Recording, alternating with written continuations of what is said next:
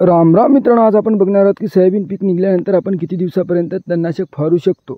तर मित्रांनो, त्याआधी आपल्या चॅनलला सबस्क्राइब केल्याबद्दल धन्यवाद, केले नसेल तर करून घ्या, धन्यवाद। तर मित्रांनो, हे बघा, तणनाशकचे बरेचसे प्रकार असतात।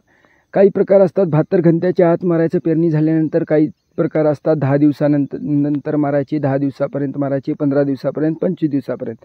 तर मित्रांनो, नेमकं आपण फवारणी किती दिवसापर्यंत करू शकतो हे आज आपण बघणार आहोत। तर मित्रांनो, साधारणतः आपल्या सोयाबीन पिकाला 45 दिवस झाल्यानंतर फूल लागायला सुरुवात होते। तर मित्रांनो, फूल लागण्याच्या आधी आपण तणनाशकची फवारणी केलेली चांगली। तर मात्र आपल्या फवारणीला जर लेट झालं, यांनी कंपनीने हे दिवस का ठेवलेले आहेत, तर मित्रांनो, या कालावधीमध्ये आपल्या शेतातील तणकट हे अल्प असते। अल्प तणकट असल्यामुळे याचा नायनाट लवकर होतो। जर का आपले तणकट मोठे झाले तर त्याचा नष्ट होत नाही, फक्त त्याची वाढ थांबते आणि ते मुळातून नष्ट होत नाहीत मित्रांनो। म्हणून तुम्ही जे कोणतीही औषधी घेणार, तुमच्या जवळच्या कृषी केंद्रातून घ्या, त्याची सल्ला घेऊन आणि उत्कृष्ट असे औषधी वापरून जास्तीत जास्त फायदा करून घ्या। Like, subscribe.